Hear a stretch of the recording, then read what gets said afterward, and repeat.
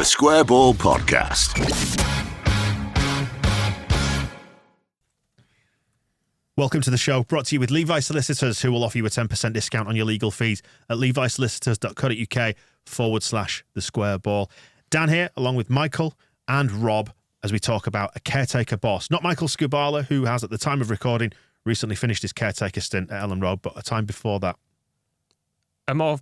No, it wasn't. It was terrible. It was John Carver. It was John Carver in charge of Ken Bates's Leeds United. What a time to be alive. This is the Square Ball Guide to the reign of John Carver.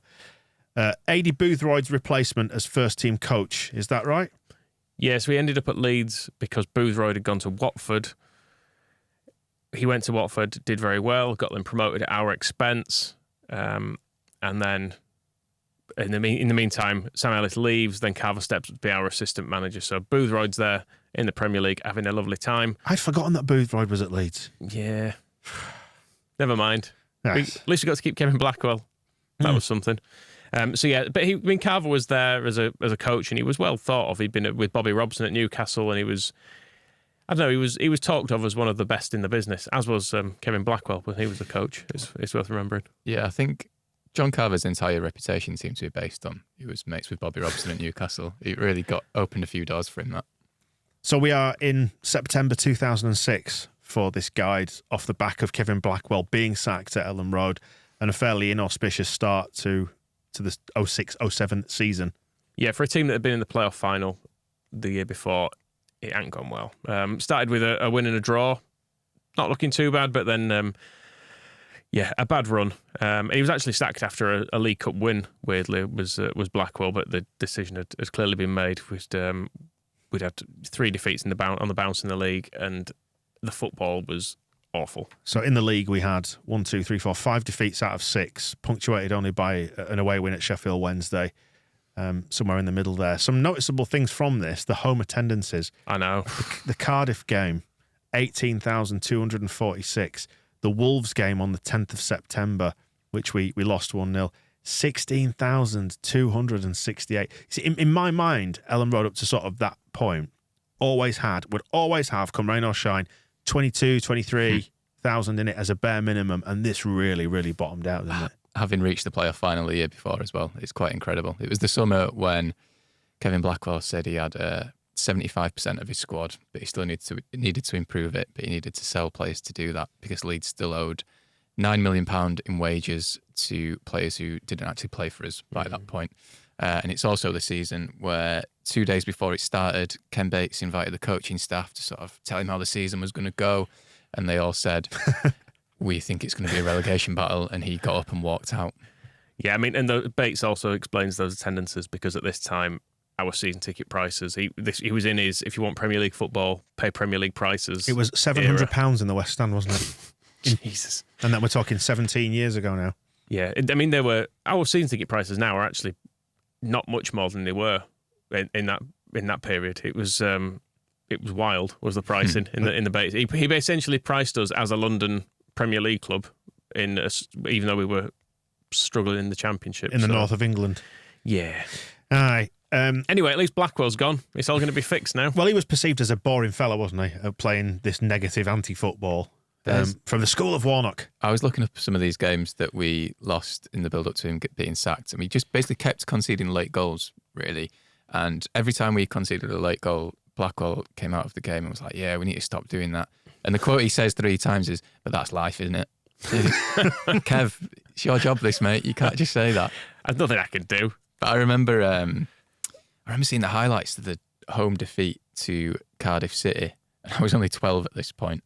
But I remember we conceded a late goal to lose the game, and I can still vividly remember, I'm sure it's this game, where Matt Kilgallen's trying to get back desperately, and he sort of slides to try to stop the shot, but as it rolls into the net, he just carries on sliding into the net with like his head in his hands. And I remember it, even at the age of 12, just thinking, this doesn't look right. This looks bad. This it already seems like it's going very, very badly.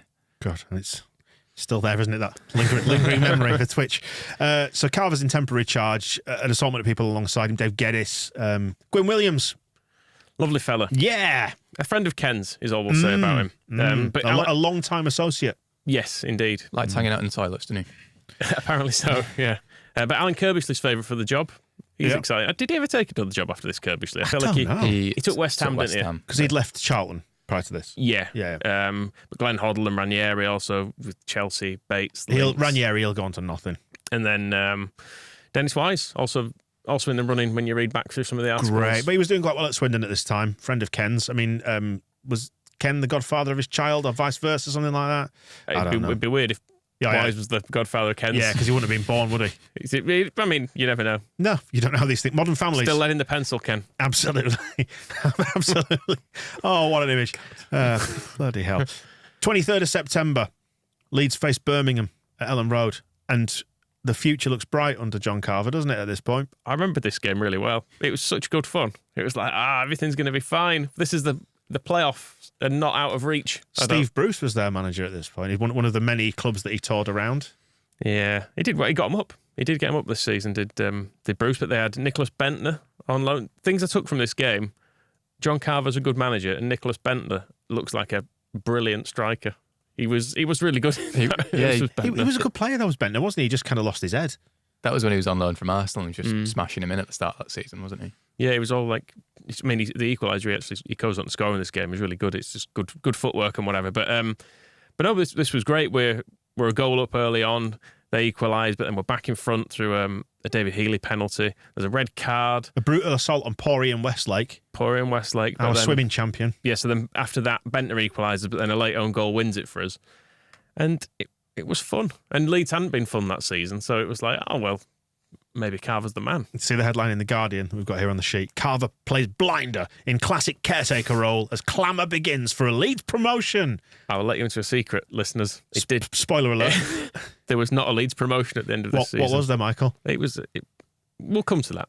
It was we were some way short of the playoffs. We weren't in the same league the following year, were we? That's very true. We did get out of the division, yes. Very true. But from the Independent report I found of it as well, it says the display was as far removed from some of the dull days of Blackwell's 4-5-1 as is realistically imaginable. A team that not scored an open play for 6 games was suddenly carving open a side that was setting the pace.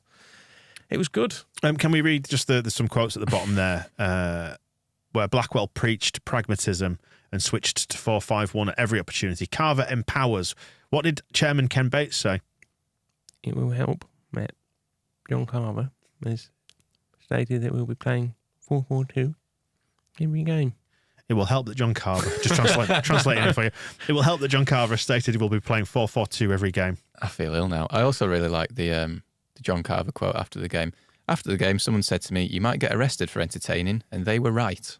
I don't really know what he means by that. Yeah, that's true. Did he get arrested? No, the old streaking down the high street again. But he's come from a culture of entertaining football with Kevin Keegan, man, how are you? And Sir Bobby. A week later, though, from the highs of the Birmingham home win. Still entertaining. 6 goals. Absolutely right, yeah. So a week later, we head down that part of the world, West Brom away. People really looking forward to this one because we'd obviously beaten Birmingham. 5-goal thriller. We got a goal more in this, but sadly, the pendulum swung more in West Brom's favour than ours. It did look like we were on for the win as well. Half an hour gone, Horsfield through on goal. He's brought down. They're down to 10 men. Penalty to us. Surely going to be a straightforward second win, but no, Healy misses the penalty. Tony Warner, who was in net at this point, it was his brief stint, makes a complete mess of it. And then Diamante Camera just takes the piss of us for the rest of the game. God. That goal where he just dribbles through the defence and takes about 20 seconds to do it. It's not like he's really quick and like they just can't catch him. He's just taking the piss. And I think it's Sean Derry who stood on the edge of the box and he kind of gets beaten on the edge of the box. But then he just stands there watching the defence trying to stop Kamara. And you think, just go help him. You've got loads of time to do it. You're literally like 5 yards away. What are you doing? It's one of those where even though we got a couple of goals, we were never really in it. No, I mean, we're 3-0 down on 82 minutes to a team that have had 10 men since half an hour. I mean, that ain't great. Not a good look, is it? I mean, West Brom were a decent side at this point. They were kind of in the hunt for promotion, but still. Yeah. Horsfield and Stone pull it back to 3-2, but then a late breakaway. It's an injury time breakaway. There's a slip from someone, and they get the fourth. Still, it's just a blip, Michael. Because a couple of weeks after that, presumably after the international break, I'm guessing at this point, we are back at Ellen Road against Stoke. And Tony Pulis' Stoke. Is this a clashing of styles? The entertainer against Pulis? It was 2 seasons before this. Pulis at Stoke was when they had the binary season because all the games ended 0-0 or 0-1 or 1-0, that it was a typical Tony Pulis year. I remember this game clearly for the one I was going to leave, but I stayed so I could shout at Paul Butler. I kind of got halfway to leaving. I was like, "No, fuck it, I'm going to stay. I need to just get some swearing out of me here." It was awful. It was 4-0. It was. It was 4-0, and it was a well-deserved 4-0. And we had, as they say, we were lucky to get nil. We had nothing. And from the previous home game, where he was going to get arrested for entertaining, and everything was great, and he'd reinvigorated us, and maybe he was the man to actually be put in charge because, sometimes you give a caretaker a job with thinking, well, hopefully he'll just kind of do well. Maybe he's been carrying all his ideas, learned from his experience before with Keegan or whatever. He's adapted it, added his own ideas into it, and now he's going to be the man to take us forward. I know what my ambitions are, but I have to be quite honest and say possibly this ends my chance of getting the manager's job full time. Yeah, it was a dreadful day, and my first apologies to the fans because we built their hopes up. But there is a chance, though, to remedy this off the back of a big thumping on the 14th of October. Just 3 days later, we've got Leicester at Ellen Road. Still didn't win. It wasn't as bad. And we were a little bit unlucky in this because they take the lead, but then I was trying to find footage of the red card, but I couldn't see it anywhere. But Kilgallen was sent off for... Unjustly. Let's say unjustly. Let's say we were robbed by a referee in this one. We did actually appeal it. Which, of course, it would have been upheld and, overturned it. And it wasn't. No. It'll have been one of the insufficient evidence probably to... Yeah, they probably extended it for a frivolous appeal. Quite possibly. But yeah, he's not in, which we'll come on to. Kilgallen is not in the team for the next game. So the appeal obviously didn't work. And Robbie Blake also had a header cleared out from behind the line here. So, they make it 2-0 before. I was going to say, it's interesting that on a recent episode of the TSB Guide, we dealt with Mark Hughes scoring a phantom goal at the Dell, and yet we fell on the wrong side of the fence with a similar... But it was funny when it happened to Mark Hughes. Yeah, but I'm just saying God giveth and God taketh away. And God did give us a late Paul Butler consolation goal, which, the big celebrations for that one. One of the many archangels. How many were there? Bumper crowd, Michael. 16,477. Poor bastards. I mean, off a bumper crowd of 18,100 against Stoke. I was going to say how many there were still there when Paul Butler scored. Yeah, I'm trying to remember if I'd stuck around for this one. I might have stormed out at full time because Paul Butler had done something good. I was like, fuck off. Don't do that now. Do some actual defending, knobhead. And that made it 1, 2, 3, 4, 5, 6, 7, 8, 9, 10. So out of 10 games, a lot of defeats. 2 victories, but 8 defeats in 10. Not good, is it? Not a good look. Not all of them his. We should say still time for him to turn it round because we've got... Although I think people were starting to think maybe it wasn't going to work at this point. Do you think? Maybe Birmingham was looking like a bit of a blip. And a chance to go to Kenilworth Road and turn this one around against meek Luton, no? I'm trying to think if this was the worst point we'd experienced at this time, losing at Luton, because Luton had recently come up. I know they'd been a decent side in the kind of 80s and into the early 90s. They were all right, weren't they? But like Luton were a lower league side, and we went there and lost 5-1. It was watching back the highlights of this game. I actually got angry myself at Paul Butler, even though it's 15 years ago or whatever. But there's one goal where he just gives up. He's sort of claiming offside, which he clearly isn't. So he just stops with his arm up while they go and score. You just think, oh God. Well, we had some real pace at the back though. I mean, we're relying on Gary Kelly here, who I think is 34 or something by this point, probably. He's had shin splints for 10 years. Yeah, so he's the pace in the defence because we've got Craney, who was a young man, but ludicrously slow at left back, and then Hayden Fox and Paul Butler are the centre-back pairing. I was reading that in the summer, Stephen Craney was recovering from like a snapped Achilles or something and literally got 1 week of pre-season and then was thrown straight into the game. So, yeah, probably not a surprise what happened there. Well, we did have a bit of a pace, was on the wing. Wow, yeah. Young lad called Adam Johnson played for us. Oh, dear. So I think probably good. For legal reasons, the less said about this whole affair, the better. Just that it happened, and that's all we have to say. But, yeah, I mean, the game, my God. They do go a goal up, and then Hayden Fox, maybe the new Lucas Radaby. The Fox in the box. Fox in the box, he is. Leeds scoring from a corner. You don't see that very often. No. It's a good header as well. Yeah.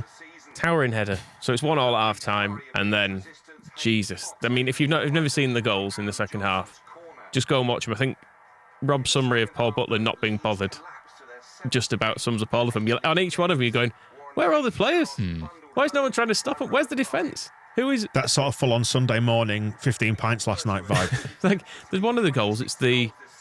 is it the second or the third? I think it's the third one where the ball's pulled back to one person who's in acres of space and they completely mishit their shot. And it's that badly organised in the box. Their mishit shot goes to someone else who's completely unmarked, who then scores.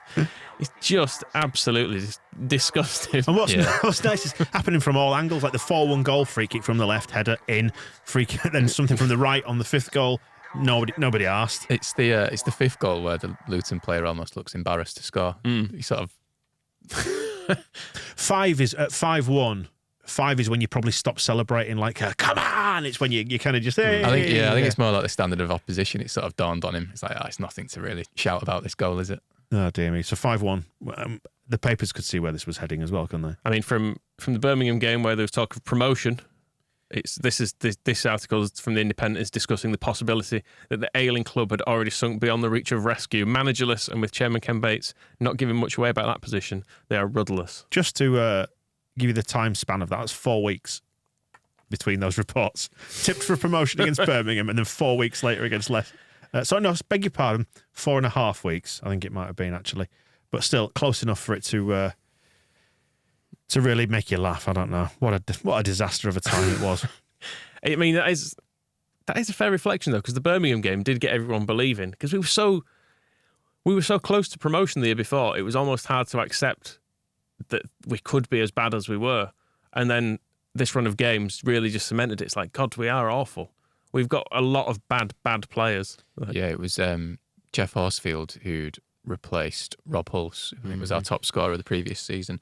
I saw a description of him in The Telegraph saying he's positively ancient, moving with all the freedom of Tin Man's arthritic older brother. Bless him. I used to like Jeff Horsfield as well, because with my mate, we used to go and watch Halifax Town quite a bit when he was in his pomp there. So I had fond memories of Horsfield, but yeah, by the time we got him, he was... Was he a former bricklayer? Have I made that up? Yeah, he was, yeah. Right, yeah. Yeah, so he had a nice backstory that he'd been a bricklayer. He'd kind of got his break at Halifax. He'd got them into the Football League. He'd got a move to Fulham. He'd ended up carving out himself quite a nice career. And at points, he wouldn't have been a bad signing for us. But at this point, he was old. And then there was a caretaker for the caretaker, which is just the most Leedsy thing in the world there, wasn't it? Because Dave Geddes was put in favour of Carver for the League Cup game against Southend. Which also lost. Yeah, but there was talk of Dennis Wise, who was rumoured to be coming at this time, or in the throes of doing so, had some input on team selection, which is interesting. But Carver didn't want the job anyway, did he? He never actually wanted it, even though he said he might have wanted it. He didn't really want it. Yeah, this was quite interesting to look from stuff at the time to stuff he said more recently, when they said he didn't want to do it. He knew that we weren't going to get out of trouble, but because he had a contract, he couldn't refuse, which is true enough, I suppose. If you're in a club as a coach and they say, well, you're in charge for this, you have to kind of go, I've got a mortgage. Fine. I've got a mortgage to pay, is what he said in the interview with the BBC in 2021. Yeah, it's quite interesting what he said about looking at the role of a caretaker, though, because you say when you've been there as an assistant manager, you're training every day, you're preparing the team, it's you and the manager with your ideas. So he was basically saying, I didn't particularly try to do anything different. He says there might be small tweaks you might do. Tweaks. But in general, when the team is in the position now, people blame the manager, the staff have to take the blame as well. And it maybe makes you reflect on the Scoobs thing and go, well, maybe you didn't try to change that much because you can't, because you've been there kind of backing this to this point. Yeah. Although Carver does slightly undermine that by always going, look at the entertainment, everybody. And down at the bottom there, we did get a quote relayed by John Carver about what Ken Bates had said to him, which is just Bates all over, isn't it? So, Ken, are you there? Yes. Thanks for coming on the line, Ken. What did you say to Carver at the time? He said, you're getting no more money, but if you get promoted, I'll give you a massive bonus. So £40. You're getting no more money, but if you get us promoted, I'll give you a massive bonus. And obviously the kicker there being that we were in the bottom three, so it was never going to happen, as Carver said. Yeah. And what did happen to Leeds United by May that time? We appointed Dennis Wise and everything was fine. The end. The end. Yeah. No, we went down. We went down and we ended up in administration, and made me sad. I mean, Dennis Wise did change things. but that's for another day probably. It absolutely is. What happened to Carver after this then? Did all right. Got some more jobs. You say it did all right. His further caretaker stints weren't great, but went with Blackwell again. Went to Plymouth. He was at Sheffield United with Gary Speed, which was nice for him. Then he was back at Newcastle under Pardew. Pardew leaves. He finds himself as caretaker manager again. I remember that at the time, actually, thinking, how did it go? This again. Oh, very well. It must have gone well because he described himself as the best coach in the Premier League. I think he was more of a coach than a manager because from the 4th of March to the 2nd of May, he oversaw a run of 8 successive league defeats, a club record for Newcastle in the Premier League. That's unfortunate. The mad thing about that season was that he kept them up. They remarkably stayed up on the final day because they fluked to win. I think everyone's like, right, do not let John do this again. But he's still working. He's currently with Steve Clarke on the coaching staff for Scotland. Proof, if ever you needed it, that there's always jobs available in football. I think the thing is, being a manager and being a coach are very different jobs, aren't they? And I don't think anyone ever particularly criticised him as a coach, but as a manager and in the circumstances Leeds were in, probably not a good idea. Not a good idea. And that is the TSB guide to the reign of John Carver. We'll see you soon. The Square Ball Podcast.